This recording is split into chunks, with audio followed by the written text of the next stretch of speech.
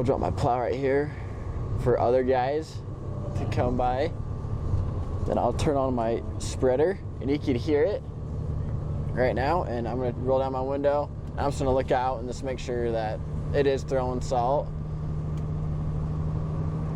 And you can just see, because when I move it, you can see the black asphalt. Then you can see the salt being thrown onto it. It said it wasn't supposed to be like nothing too crazy, and 10 o'clock rolled around and I got called out.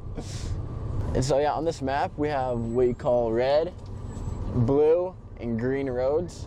Red is priority. That's like school zones where buses travel and stuff for the kids.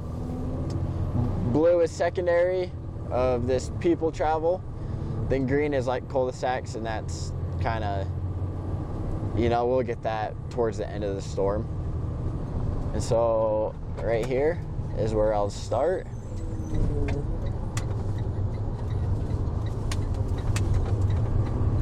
And hopefully this thing, ooh, you can feel it slick already.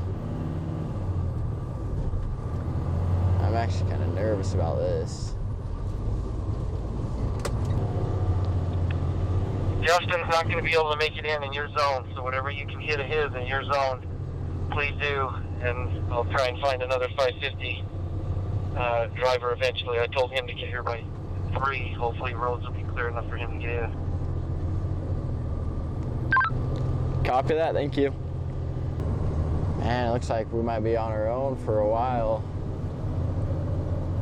Everybody's stuck. I'm surprised I made it. Where do you live? Lehigh.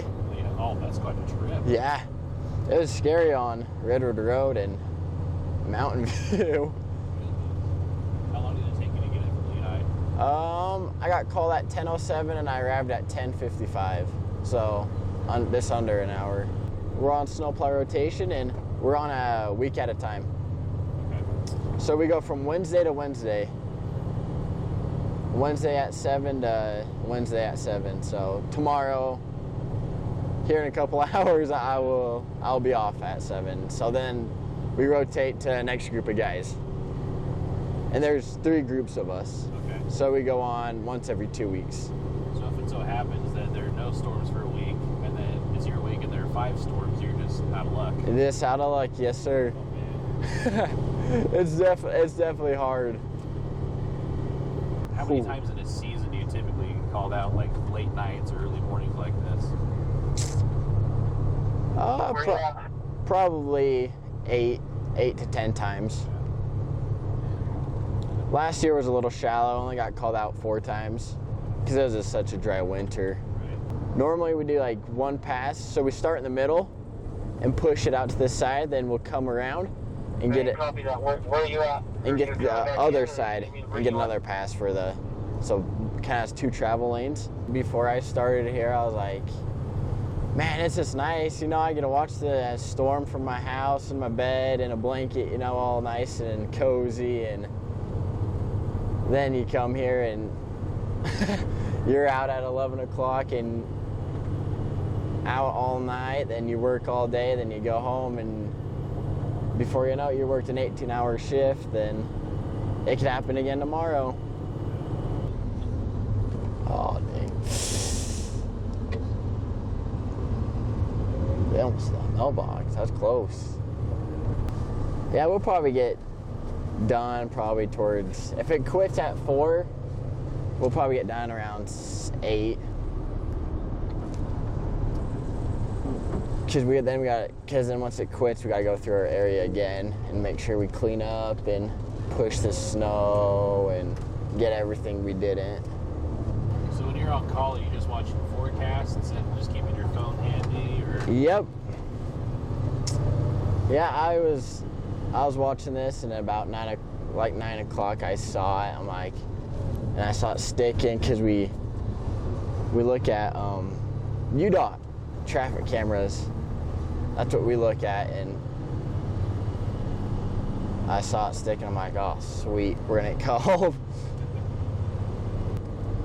So there's about 15 of us on rotation, There's people on 4-wheelers, hook lifts, 10-wheelers, and 550s.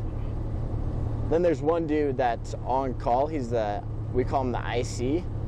He's the incident commander, and he's the one that calls us all out. And so what he does is, if he sees it snowing, he'll actually drive out here in his work truck and check the roads and see if they're slick, drivable, and whatnot. And if it's like this, he'll call us out one by one and tell us to come on in. Then it's sketchy too, because we also have to be careful, because with our plow and big trucks, we could do some damage to a parked car on the side, and we could slide and also injure ourselves or vehicle, and anything could happen. And a lot of us, like today, all of us that got called out haven't got sleep since 6 a.m. Oh my goodness. Oh, yeah, because it's the work day. Yeah, it's the work day. We went to work today, and people don't think about that either, and people forget sometimes of what we do too, and because a lot of us also do have lives outside of work. When you're on call, you want to go out and do something fun with family or friends, or go on a date. Then you look at the weather and it's like supposed to snow, and you're like, dang it, maybe not tonight. So you enjoy this? I do, yeah. Get some nice overtime in. It's not bad. It could be worse. We could be on a 4-wheeler in the cold, yeah. This is a big truck where it's warm. Warm, yeah. We could listen to the radio, have some heat going on. My first season, I was on a 4-wheeler, and you plow the sidewalks for the school kids to walk on. This is my first season in this big truck. So what we did was we hooked up everything for me, like back in October before it snowed. And they let me drive around my zone, get comfortable with the truck, get familiar with my area. And so when I get called out, I know exactly what to do and where to go. So this is your area for the whole season? This is my area for the whole season. Heavy snow on top of your How often do you run into issues with cars parked on the side of the road? Every time, every day, we run with, it's either garbage day or there's cars parked on the side, especially in cul-de-sacs. Yeah, especially in cul-de-sacs, because this road's wide enough to where we can get by. But if you get into a cul-de-sac, you have to make a 5-point turn or something, and it's just super hard. Yeah, I'll actually go through a cul-de-sac right here for you and kind of show you how. This one's a little bigger. The 550s normally hit the smaller ones, and I try and hit the bigger ones just to help them out a little bit. But I'll kind of show you how hard it is for a big truck with this snow to turn.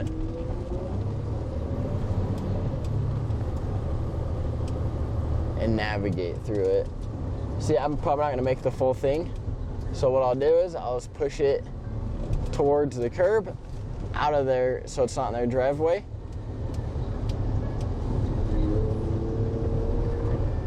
Turn that off, back up, hopefully.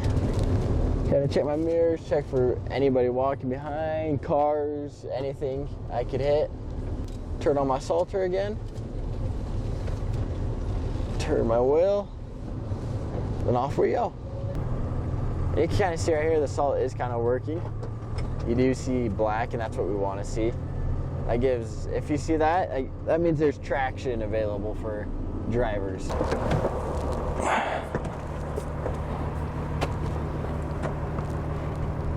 Oh, cool.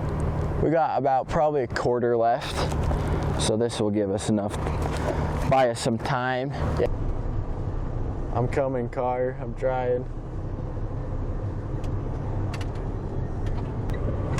I actually worked for Orem City before I worked here, yeah. I was a seasonal in the parks department. I worked there for a year and a half, and I liked the city, so I kind of wanted to stay, but I wanted to be full-time to get benefits and stuff like that, and more money and hours, and so. And I also kind of wanted to try something different, like a different department. And so I saw Herriman had the streets. I'm like, oh, Herriman's pretty close to me. But I love my coworkers. It all starts with them. They're my best friends. There's a good group of guys. I'm with them more during the week than I am with my family. We just do everything together. It's a team. We all do. It's just if we all succeed off of each other and stuff, and it's just I like the work environment. I like the work too. Yeah. Plowing's not bad. I like doing asphalt and concrete and stuff. I don't know why I do, but it's fun. Yeah.